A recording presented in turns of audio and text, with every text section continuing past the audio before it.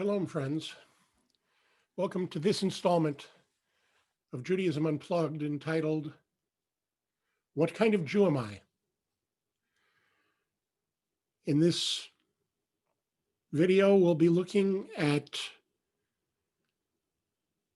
Judaism in a comparative way internally, looking at the different forms of Judaism, the different manifestations of Judaism, the different groups within the Jewish community, trying to make sense of them all in a holistic, cohesive way. And I want to begin with a bit of historical perspective. When one looks at Jewish history, there are only a couple of places in Jewish history, even though we have close to 4,000 years of recorded history or quasi-history as a Jewish people. There have only been a couple of brief periods during that nearly 5 millennia in which Jews have found themselves with self-rule of themselves and the ability to live freely by our own rules without having any concerns about someone outside of our own Jewish community enforcing something on us from without. That is a significant statement and one we'll look at more closely when we do a quick survey of Jewish history. But it also means that even more than most times and most circumstances, when outsiders look at Jews and Judaism,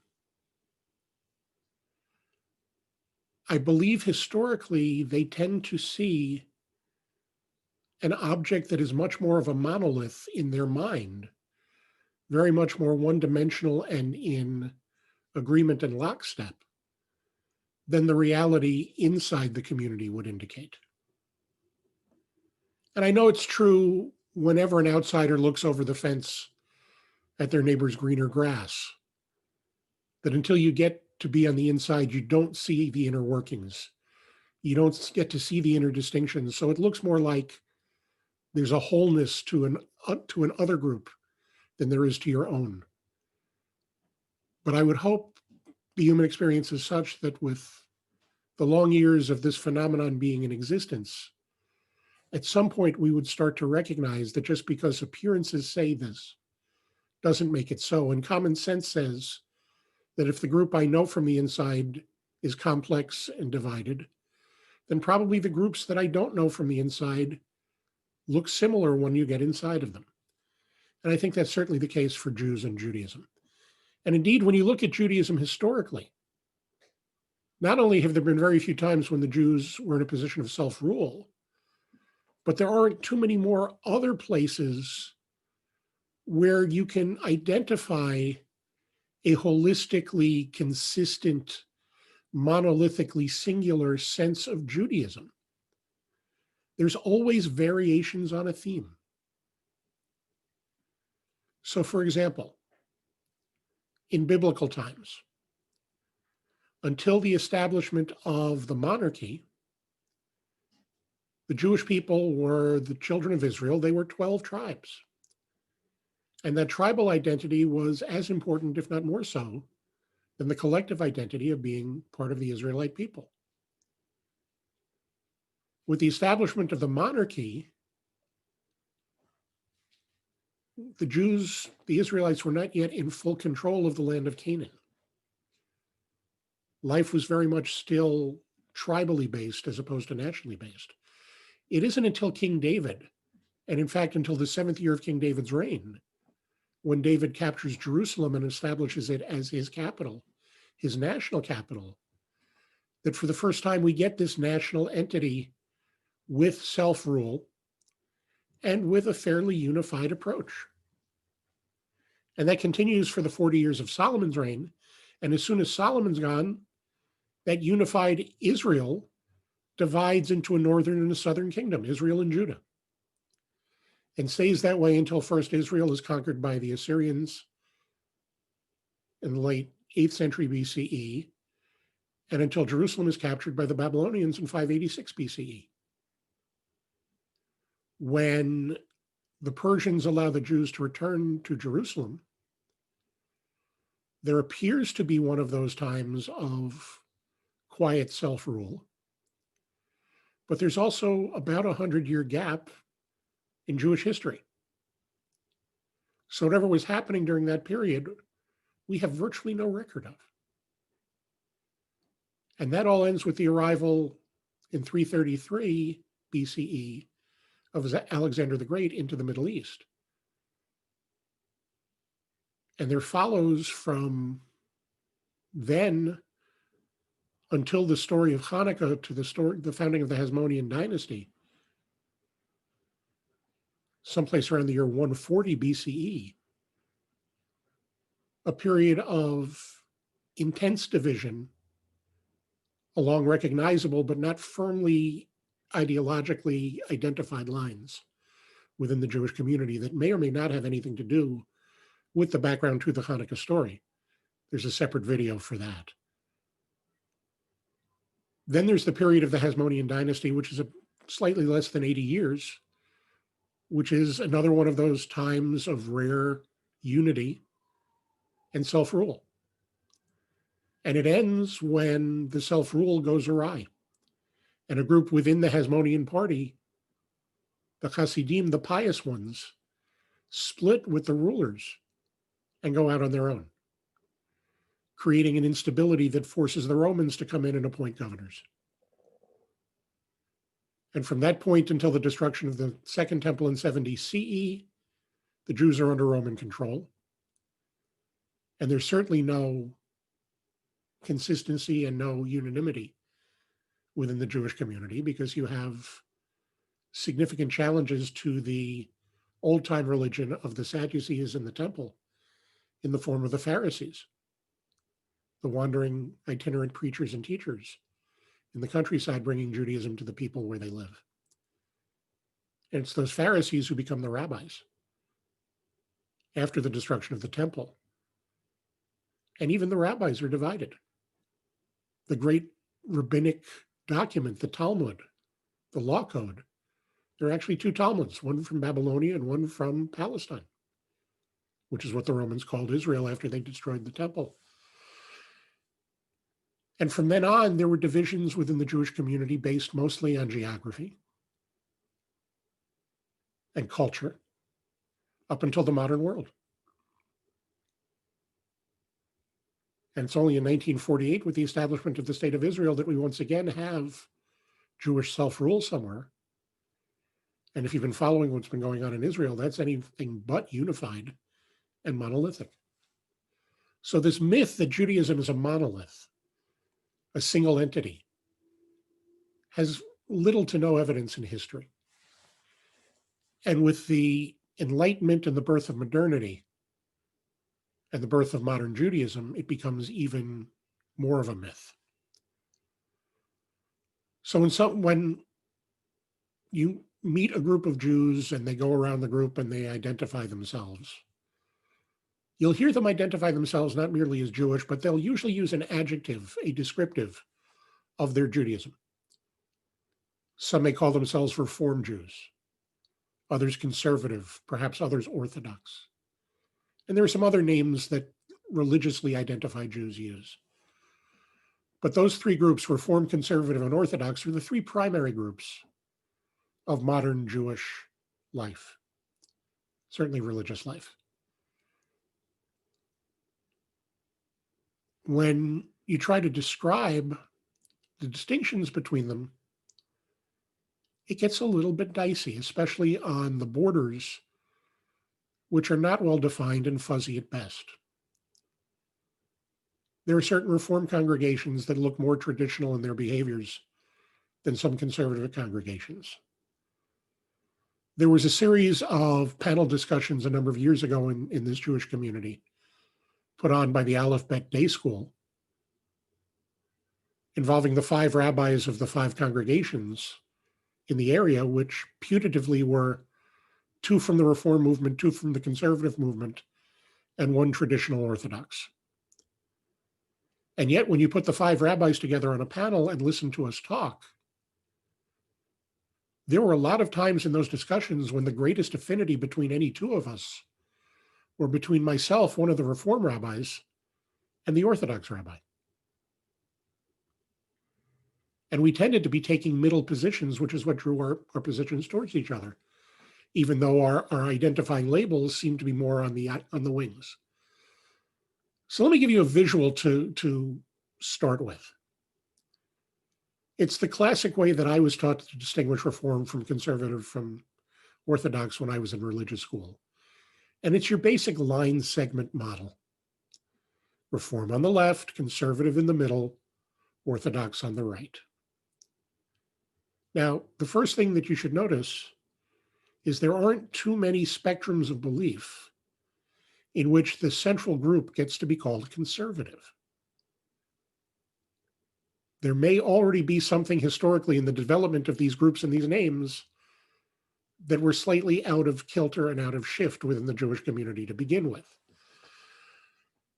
But be that as it may, I use the word spectrum.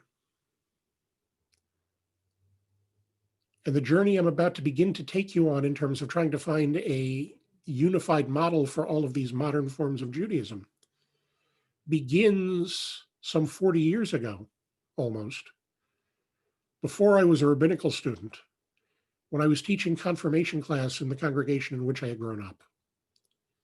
I graduated from college. I was waiting to apply to rabbinical school. And we had a presentation one day from a Hasidic rabbi. And my students, like I had previously in the same religious school, knew Reform, Conservative, and Orthodox. And we'd heard the word Hasidic thrown around, but we weren't quite sure how it fit. So when we got back to the classroom after this presentation by the Hasidic rabbi, there were a lot of questions. And I went to go draw the model that I just described to you on the board for them. And as I was doing so, I realized immediately that there were probably multiple things wrong with this model, even though it's a good, effective starting place, since Reform is the more liberal leaning, the more modern leaning in its approach to the religious practices and traditions, whereas Orthodoxy is far more small c conservative and insistent on tradition being followed, with the conservative movement someplace in the middle. But I realized that a line segment really doesn't cut it, because we're talking about the spectrum of Jewish belief. And when I think of the word spectrum, I think of a rainbow, I think of an arc. And so rather than drawing it on the board for them as a line segment, I drew it as an arc. But I still placed Reform at a point on the arc, and conservative as a point on the arc, and Orthodoxy as a point on the arc. And I left room because I knew I was going to put the Hasidic rabbi on the outside of Orthodoxy, beyond Orthodox. And I explained to them as I did so that one of the translations of Hasidic into English language is ultra-Orthodox. It's not completely an accurate statement. The origins of Hasidic Judaism are in fact anti-Orthodox, as we'll see in other videos. But in practice, at least in the American community, the Hasidic community has become an ultra-Orthodoxy, more Orthodox than even the Orthodox in their ways, more unbending in keeping the traditions. And we put this up on the board, and it helped the kids to understand a little bit of what they'd heard, and it raised a whole bunch of questions. And as we went through the questions that they were asking, it started to become clear to me that this useful old school model that I had grown up with, that I had just made one improvement on already by bending the line into an arc, left a whole bunch of questions still unanswered. Questions like, does each ideology really only take up a single point on the line? Which would seem to indicate that all Reformed Jews should be expected to believe the same thing or act in the same way. And also raises the question of what goes into the gaps between the spaces where Reform and Conservative line up. Probably it would make more sense to give each denomination a range on the spectrum. And we came to realize that pretty quickly. The kids wanted to know if this model was static or active. Does it effectively explain changing identities from one point to another effectively? Because one of the reasons that the Hasidic rabbi had been there was he had a relative in our Reform congregation. So clearly somebody had changed their identity and their affiliation within that family, one way or the other. And if Reform and ultra-Orthodoxy were on the extremes, did one have to go through conservative and Orthodox variations on the way from one extreme to the other? Or could one just move directly from one extreme to the other? The spectrum didn't seem to allow for that kind of direct movement. We realized that this model really didn't tell us much about what each group believed or did, just a general philosophical approach. The kids all wanted to know if there could be something to the left of Reform or to the right of ultra-Orthodox, and they wanted to know if you could fall off on either end. Is there a point where you either become so Reform or so ultra-Orthodox that you cease to be recognizably Jewish? And then we started to realize that there were other types of Jews that we could name, even if we weren't sure exactly what they believed, that we really weren't sure where to put on this model. And fortunately for me as the teacher, that's about where we ran out of time for the day. And I knew I had homework for the following class because I was going to have to answer these questions somehow. I spent a lot of time that week thinking about it and trying to figure out how to resolve some of the issues with this model that I still found some value in, but was leaving all of these important questions unanswered. And by the time the next Sunday rolled around and they came into class, I had figured out that at least the next step in the evolution of my thinking and of this model had to be to take the arc and bend it around and connect the two ends to each other. If for no other reason than that would allow movement back and forth between the extremes more easily. That a Reformed Jew could embrace ultra-Orthodoxy directly without having to go through intermediate steps, as happens from time to time. My own brother was an example of that later in life. And that bending the arc and making a circle out of it was useful in and of itself. But then, because I was convinced that we couldn't really continue to put each of the movements as a single point on the circle, we had to give them a range, and there were 4 of them. I decided that even though numerically the 4 are not equivalent by any stretch, I would draw the axes into the circle that divided it into 4 quadrants and assign a quadrant to each of these 4 movements: Reform and Conservative and Orthodox and ultra-Orthodox, still going around the circle clockwise in that order in terms of who was next to whom. And we started to realize that this was already a better model just for that. But then we started to look at those axes, those crossing lines. And we started to think about what we knew about the different approaches of the different sects, the different streams of modern Judaism. And we realized that we could actually identify those axes. That on one side of one of the axes, you had Reform and Conservative Judaism, where on the other side you had Orthodoxy and ultra-Orthodoxy. And the difference there seemed to be how we approach the question of authorship of the Torah and of the sacred texts, of Tanakh, of the Hebrew Bible. For Reform and Conservative Jews, we see those as being human written in search of divine answers to eternal questions. For the Orthodox and the ultra-Orthodox, they see them as God's work, and therefore perfect, unneeding of change, and needing only our interpretation, and only by learned scholars who were trained to interpret properly.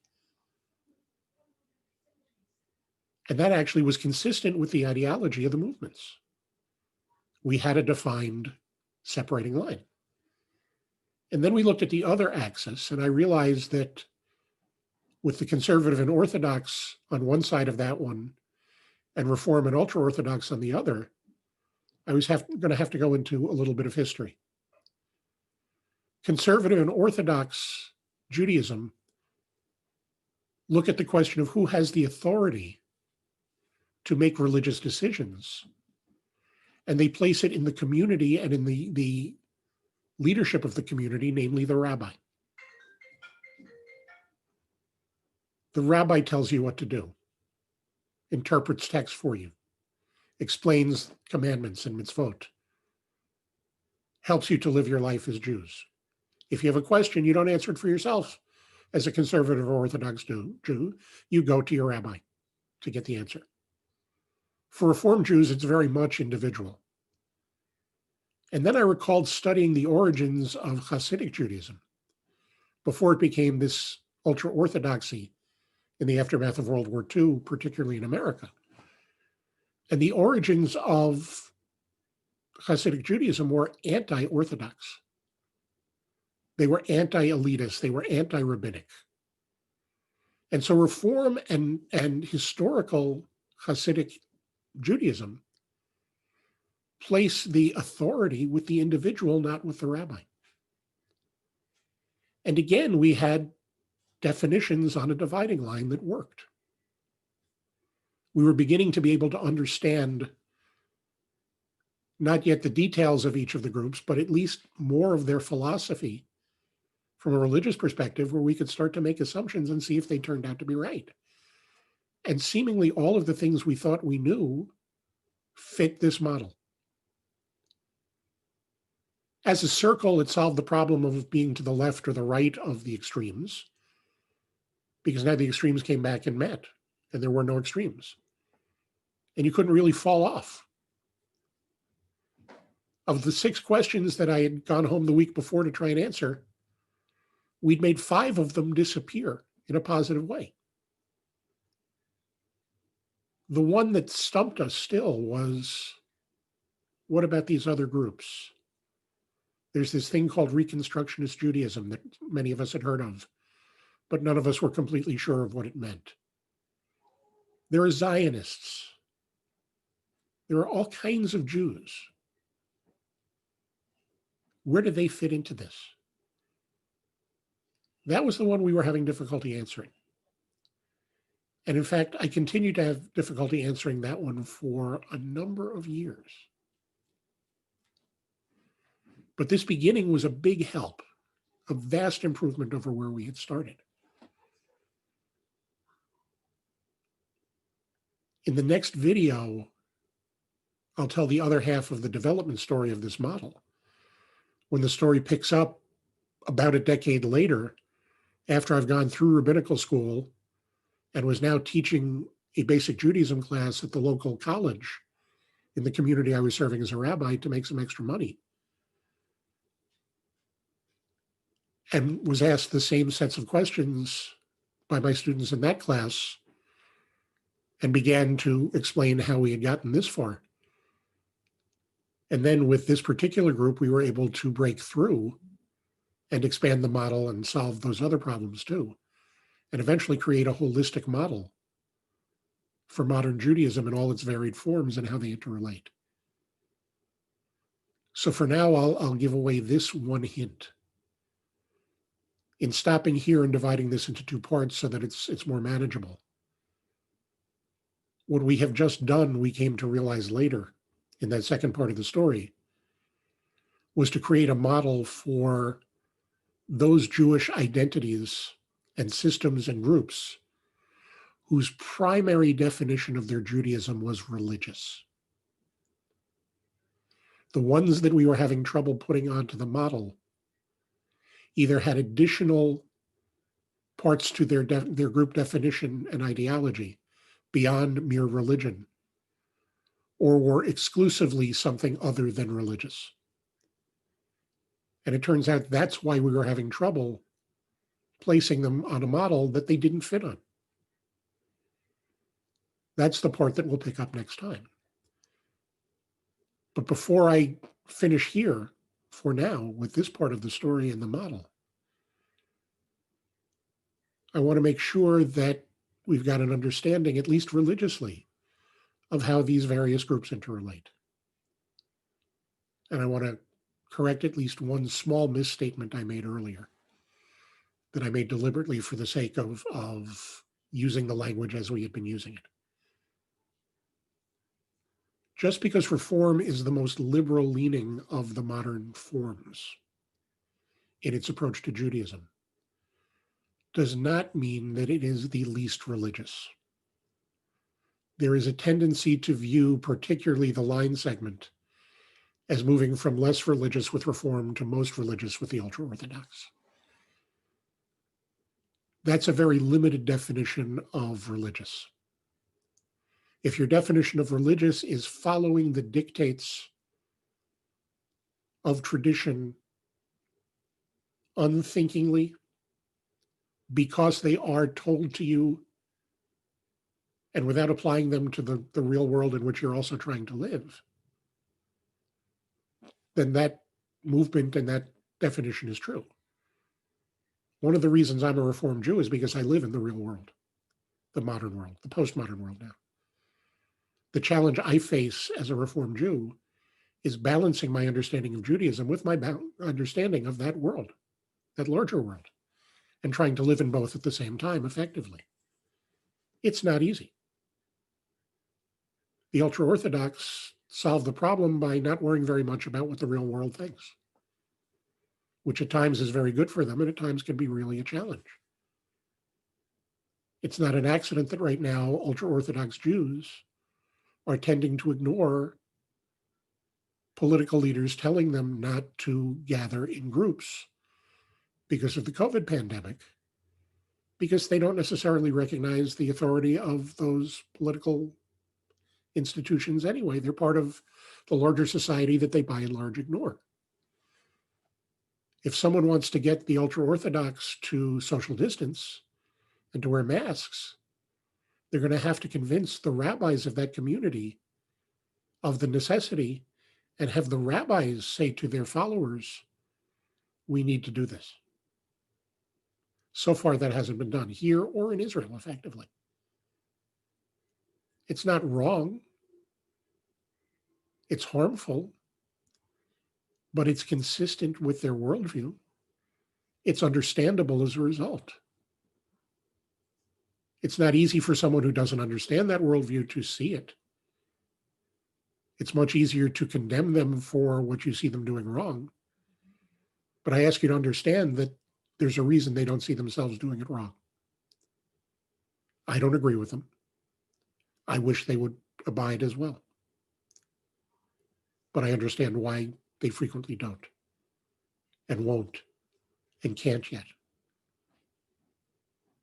And I share that with you because that's part of the overall gestalt of why we're doing this Judaism Unplugged exercise, to teach the rest of the world better and more about what Jews really are and aren't, and how we think and why we do the things we do. And sometimes that involves having to explain things that we wish weren't happening too. And that's okay, especially when the models and the examples help us to understand better. So what you have on that original line segment, on the Reform spectrum, end of the spectrum, is that form of Judaism which most embraces the spirit of Jewish tradition and law rather than the letter. What you have on the ultra-Orthodox end is the opposite, that which embraces the letter of the law almost completely without worrying about what the intent and spirit of the law originally was. So to give you a purely fictitious example of how this would have worked in the Middle Ages, if you were a Jew living in Italy, there was great cuisine, great wine, great culture going on all around you. You maintained your Jewish identity by living within your Jewish community, but you couldn't avoid being influenced by the amazing culture going on around you. And in the city of Parma, there was a food explosion.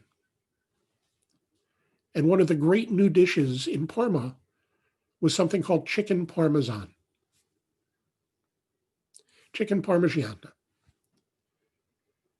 And the key to chicken parmigiana was putting mozzarella cheese on a breaded chicken. If you were a Jew in Italy, this was problematic. The laws of kosher eating forbid mixing meat and milk. You couldn't put cheese on chicken. In the rest of Italy, it wasn't a problem. In Parma, for the Jews of Parma, it was a problem, because this was now a source of town and city pride for the people. And to not be proud of this dish and to embrace it, not to embrace it, would be to cut yourself off from your neighbors. So the Jews of Parma, in this fictitious example, would have faced a real challenge. And they would have gone to their rabbi and they would have said, is there any way that we can justify eating chicken parmigiana? We understand the milk and the meat thing. Help us to find a loophole. Because in Parma, we need to be able to embrace this. And the rabbi of Parma, learned in mitzvot and commandments and Jewish law, would have had a vested interest in telling the people no, but he also recognized the realpolitik of the moment. And in digging through the history and the previous legal discussions about the development of the laws of kashrut, of kosher eating, the rabbi of Parma probably would have stumbled upon the fact that one of the key Torah verses that were foundational in establishing kosher eating was the injunction not to cook the kid in the milk of its mother, as being the reason for separating and not eating milk and meat together. And at that point, the light bulb would have gone off in the rabbi of Parma's head. Chickens are not lactating mammals. They don't give milk. The mixing of cheese with chicken can't possibly be a violation of mixing the milk of the mother with the flesh of the child. And if he felt so strongly that he needed to embrace chicken parmesan, this would be his textual basis for doing so. But he would have been alone amongst the rabbis of Italy in embracing it.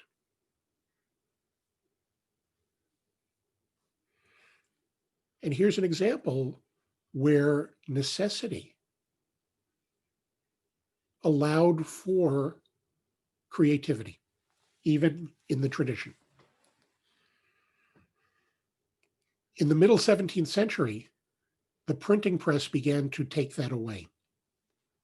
Because in the middle 17th century, a book of Jewish law, the Shulchan Aruch by Isaac Lurie, was printed for mass distribution on a printing press. And now, for the first time, religious, pious Jews could look up the answer for themselves. They didn't have to go to the rabbi. And as a result, some of the creativity that was always part of the traditional system became stultified. Rabbis were called upon less to be creative and more to explain why people's creativity did or didn't work. So that by the time the Enlightenment and modernity hit Judaism, The Jews coming out of the ghettos in Paris and then later across Europe, thanks to Napoleon, being confronted with living in the larger society now and trying to figure out how to keep Judaism alive, were faced with a choice between observing strictly the letter of the law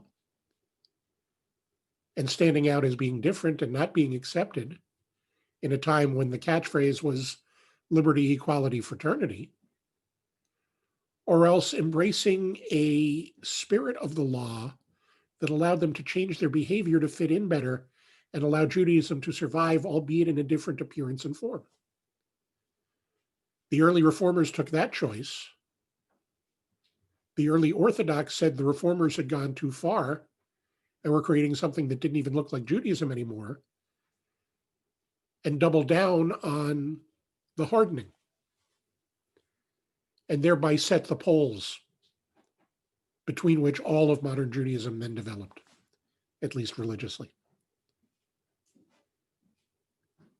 Ironically, Reform didn't start as a desire to be a separate form of Judaism, just a separate approach to Judaism. And it wasn't until Orthodoxy said you've gone too far and established Orthodoxy that Reform was seen as something separate. It's also ironic that Reform comes before Orthodoxy in that respect. Doesn't mean we're better. Doesn't mean we're more right. We take a different approach. I'm going to stop here for now, because if those are the things you walk away from here, then you're getting the messages I hope to be expressing. That in understanding a larger group, understanding a larger mechanism, you have to be able to understand how the pieces fit together, how they work together or don't work together when they don't work together, and why. You have to be able to see that right and wrong isn't always the litmus test. More and less isn't always the litmus test. That different circumstances require different responses and different approaches. And over the course of time, more of them will develop and compete for effectiveness. And those that continue to be effective will survive. And those that are found to be less effective will eventually die out. At least that's what Darwin taught us. And so, that's the internal sense of comparative Judaism, at least on the religious spectrum, at least within the major parties at play within that spectrum. It's not always as clear-cut as I expressed it. It's not always as clear-cut as we'd like it to be. But by and large, if the models I've presented today, if the examples I've given make sense, if the questions I've asked and we've answered make sense to you, then you're well on the way to having a good understanding of how the various forms of modern religious Judaism interact with each other and fit into each other. And in our next video, we'll pick up where we left off on the model when I get to college and build it out from the religious model into the totality of Jewish experience. So once again, thank you for coming along on the journey. If you have questions, please feel free to ask them. You can reach me through the webpage where you found these videos. I bid you shalom, and I look forward to seeing you here again soon. Take care for now.